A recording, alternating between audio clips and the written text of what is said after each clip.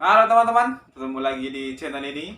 Oke, untuk video hari ini kita akan melihat sebuah video yang mengulas tentang perbandingan atau perbedaan antara China di Indonesia atau Tionghoa di Indonesia dengan China di Malaysia. Seperti apa? Langsung saja kita lihat, ini dia videonya.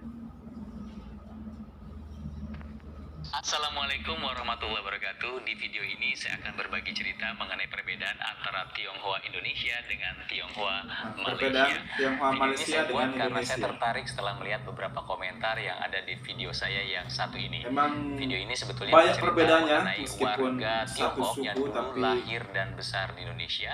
Perbedaannya sangat jauh sekali dengan Indonesia dengan Malaysia. 60-an akhirnya mereka terpaksa pindah ke Tiongkok. Namun karena kecintaan mereka terhadap Indonesia, sampai saat ini mereka masih bisa berbahasa Indonesia, luar biasa, bahkan bisa menyanyikan lagu-lagu kebangsaan Indonesia. Seperti apa? Ini dia ceritanya. Lahir di Indonesia, tanah, air. Sebab apa? Karena ada konflik, jadi dia Inilah kembali ke beberapa komentar negaranya yang atau kemudian memunculkan rasa kembali ke penasaran Tionghoa saya sana itu mengapa China, komentar dari penonton Malaysia tapi ini dia masih seolah menguasai bahasa Indonesia. bahwa Indonesia seharusnya bangga dengan nasionalisme dan keindonesiaan etnis Tionghoa Indonesia. Betul. Saya pun melakukan sejumlah riset di jurnal-jurnal ilmiah untuk dapat memahaminya. Indonesia dan Malaysia sama-sama pernah mengalami penjajahan. Tapi Indonesia bedanya dari Belanda, Malaysia sementara dijajah dengan Inggris, Malaysia sedangkan kita dari Inggris. ada Belanda. Salah satu dampak dan dari penjajahan itu Jepang. muncullah kelas sosial dan ekonomi yang berbeda, yaitu warga beretnis Tionghoa dan warga pribumi. Di zaman kolonial, penduduk beretnis Tionghoa baik di Indonesia maupun Malaysia relatif mendominasi perekonomian. Betul. Sampai sekarang pun di kolonial Malaysia pergi, bangsa pribumi yang sebelumnya tidak berdaya di sektor ekonomi mulai berupaya China mengejar ini atau ketertinggalan. Tionghoa ini dalam Pemerintahan bidang baru yang ekonomi itu memang didominasi luar pribumi biasa. pun mengeluarkan sejumlah kebijakan yang lebih pro-pribumi ketimbang penduduk beretnis Tionghoa. Sejak kemerdekaan, jumlah etnis Tionghoa di Malaysia jauh lebih besar ketimbang di Indonesia. Kondisi itu terus berlanjut sampai sekarang. Berdasarkan sensus Badan Pusat Statistik Indonesia di tahun 2011, etnis Tionghoa di Indonesia sebanyak 2,8 juta jiwa atau sekitar 1,2% dari total penduduk Indonesia saat itu. Sementara itu, pada saat Malaysia merdeka di tahun 1957, jumlah etnis Tionghoa di Malaysia mencapai 40% dari total penduduk Malaysia. Berdasarkan sensus tahun 2010, persentase jumlah etnis Tionghoa di Malaysia mencapai sekitar 7 juta orang atau sekitar 1/5 dari 28 juta penduduk Malaysia. Perbedaan jumlah demografi ini sangat menentukan nasib etnis Tionghoa di masing-masing negara setelah kemerdekaan. Karena jumlahnya yang sedikit, pemerintah Indonesia di masa lalu menerapkan kebijakan asimilasi terhadap etnis Tionghoa. Intinya, pemerintahan Indonesia di masa lalu fokus untuk memastikan bahwa etnis Tionghoa dapat melebur dengan penduduk pribumi. Berarti sementara biar pemerintah jadi Malaysia satu kesatuan, kebijakan yang berbagai suku akomodatif jadi terhadap etnis Tionghoa. Satu-satuannya Pemerintah itu Malaysia lebih fokus jadi untuk Indonesia memastikan bahwa seperti etnis demikian. Tionghoa dapat menerima simbol-simbol negara seperti berarti kalau bahasa di Malaysia Melayu harus sebagai sekedar bahasa nasional. apa Pada pemerintahnya saat bersamaan, untuk etnis Tionghoa tetap dapat menyuruh memelihara identitas masyarakat dan Tionghoa itu budaya mereka. Pada tahun istilahnya 1960-an, mengakui pemerintah Indonesia dasar-dasar meminta etnis negara Tionghoa seperti untuk itu, tapi menggunakan bahasa dibebaskan Indonesia. Di antaranya dalam penamaan tokoh-tokoh yang sebelumnya memelihara beraksara Mandarin. budaya mereka sendiri. Pemerintah juga melarang penerbitan surat kabar berbahasa Mandarin. Hanya satu yang tersisa, Sedangkan yaitu sampai di Indonesia Malaysia sampai Ribau, sekarang pun yang didukung kalangan surat militer. kabar bahasa Walaupun Mandarin ada. sebenarnya koran ini hanya terdiri dari 8 halaman. 4 halaman diantaranya saja yang berbahasa Mandarin. Pada tahun 1960-an, warga etnis Tionghoa juga diminta mengganti nama dalam Mandarin ke nama yang lebih mengindonesia. Sampai sekarang pun Kebijakan yang paling berpengaruh kalau terhadap Tionghoa budaya Indonesia Cina di itu Indonesia terjadi mungkin tahun mungkin ada ya nama mereka, tapi kebanyakan nama-nama warga etnis Indonesia. Tionghoa diminta Berbeda pemerintah dengan untuk Malaysia yang menyekolahkan namanya nama anak-anaknya di Mandarin sekolah semua. Indonesia. Sebelumnya, etnis Tionghoa dapat menyekolahkan anaknya di sekolah-sekolah dengan bahasa pengantar Mandarin.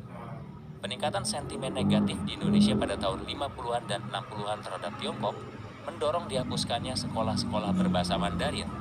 Dan ketika semua kebijakan itu diberlakukan, relatif tidak terjadi perlawanan dari etnis Tionghoa di Indonesia. Sampai sekarang Berbeda dengan di banyak dengan Malaysia, Tionghoa kalangan di nasionalis Tionghoa di Melayu sejak Indonesia itu kemerdekaan tidak di bisa tahun bahasa Mandarin. 1957 berkeinginan kuat untuk menjadikan bahasa Melayu sebagai bahasa nasional. Namun, pemerintah tetap menjadikan bahasa Inggris sebagai bahasa resmi Malaysia. Kalangan nasionalis Melayu pun terus menekan pemerintah hingga akhirnya terjadi kerusuhan antar etnis di tahun 1969. Penduduk non-Melayu seperti etnis Tionghoa dan India melakukan perlawanan. Kerusuhan antar etnis yang terjadi di tahun 1969 ini akhirnya mengonsolidasikan sistem politik dan hubungan antar etnis di Malaysia. Walaupun bahasa Melayu mulai ditetapkan sebagai bahasa resmi di dunia pendidikan formal, penggunaan bahasa asing lain seperti Mandarin dan Tamil tetap diperbolehkan, terutama di sekolah-sekolah swasta. Pada tahun 1969, Perdana Menteri Tun Abdul Razak menyatakan bahwa budaya Malaysia harus berdasarkan budaya bangsa asli Malaysia, yaitu Melayu. Pada Kongres Kebudayaan Nasional pertama di tahun 1971, sebuah resolusi dikeluarkan yang intinya menyatakan bahwa budaya Malaysia harus berdasarkan budaya lokal, yaitu budaya Melayu. Kebijakan tersebut mendapat tantangan dari etnis non-Melayu seperti etnis Tionghoa dan India. Mereka pun melakukan perlawanan. Di antaranya terlihat ketika pada tahun di Malaysia itu kan seperti yang Universitas tadi itu Teknologi Malaysia mengatur lebih wisuda banyak pria untuk jumlah mengenakan populasi peci pada saat orang wisuda. Tionghoa di Malaysia Etnis itu Tionghoa Malaysia dia menolak bisa untuk mengikuti melakukan aturan tersebut, dan perlawanan akhirnya kebijakan karena tersebut pun jumlahnya yang dibatalkan. banyak. Menyadari akan kekuatan politik dan ekonomi etnis Tionghoa, Anwar Ibrahim saat menjabat Menteri Budaya, Pemuda dan Olahraga membuka dialog dengan asosiasi-asosiasi etnis Tionghoa dan menyatakan bahwa pemerintah Malaysia tidak bermaksud untuk mengasimilasikan atau persatuan meleburkan etnis Tionghoanya di Tionghoa sini ke sangat penduduk kuat Melayu. sekali. Asosiasi-asosiasi Tionghoa Bahkan Malaysia pun memiliki mengajukan partai usulan sendiri. agar budaya Malaysia berdasarkan multiras ketimbang berdasarkan ras tunggal. Jadi setelah kita melihat video yang tadi, sebetulnya apa yang terjadi di Malaysia dengan apa yang terjadi di Indonesia terhadap etnis Tionghoa menjadi berbeda karena memang sejarah yang pernah ada di masa lalu. Intinya adalah karena jumlah etnis Tionghoa yang ada di Malaysia lebih banyak dibandingkan jumlah etnis Tionghoa Jadi yang ada di mereka Indonesia. bisa melakukan Maka perlawanan akhirnya atas etnis Tionghoa yang ada di kebijakan yang Malaysia menurut lebih mereka mudah merugikan mereka mempengaruhi sendiri. kebijakan pemerintah terhadap mereka. Sementara di Indonesia, karena jumlah etnis Tionghoa di Indonesia jumlahnya jauh lebih sedikit, akhirnya mereka pun tidak dapat melakukan perlawanan yang berarti ketika pemerintah menerapkan sebuah kebijakan yang akhirnya lambat laun mengurangi Tapi warna ini budaya memiliki Cina yang ada sisi di positifnya Indonesia. juga sih Kira-kira sekarang seperti yang jadi kita lihat saat ini, warga-warga kalau kita ke atau Malaysia, etnis itu kita akan sangat keturunan itu dengan lebih mudah nasionalis. menemukan ekspresi budaya Cina di Malaysia. Misalnya mereka masih Lebih, menggunakan bisa dibilang bahasa lebih Mandarin cinta dalam kehidupan terhadap sehari-hari. negaranya Namun di di Indonesia, saat ini. kita akan kesulitan untuk menemukan dengan mudah ekspresi budaya Cina di Indonesia. Nah, Kalaupun kita ingin menemukannya, Seperti yang biasanya saya bilang tadi kita itu, harus ke tempat-tempat tertentu. orang-orang Dan di Tionghoa di sini Indonesia, jarang yang bahasa Mandarin menguasai bahasa atau bahasa Mandarin. Cina juga memang tidak lagi banyak digunakan oleh generasi muda. Itu dia, jadi sejarah masa lalu membentuk yang terjadi saat ini. Jadi menjadi sangat wajar sekali kalau kita melihat di video ini, kalau ada orang Tiongkok yang dulu pernah lama tinggal di Indonesia, mereka masih bisa berbahasa Indonesia, bahkan bisa menyanyikan lagu Luar biasa, seperti ya. ini. Itulah dari sisi positifnya dulu dilakukan pelaporan. Jadi warga-warga Tionghoa itu lebih nasionalis. Itu dia, semoga bermanfaat. Ismail Fahmi, bagi cerita. Oke, itu tadi video yang mengulas tentang perbedaan atau perbandingan Tionghoa atau Chinese di Indonesia dengan di Malaysia. Sangat jauh sekali perbedaannya. Salah satunya seperti yang dibilang admin tadi, kita jarang sekali mendengar atau melihat suku Tionghoa atau Chinese di Indonesia itu masih menggunakan bahasa Mandarin. Sedangkan di Malaysia memang masih digunakan dan itu adalah bahasa di komunitasnya sendiri. Dia tidak menggunakan bahasa Melayu. Dan banyak juga orang-orang Chinese di Malaysia ini pelafalan untuk bahasa Melayunya memang sangat buruk sekali atau bahkan tidak bisa seperti itu.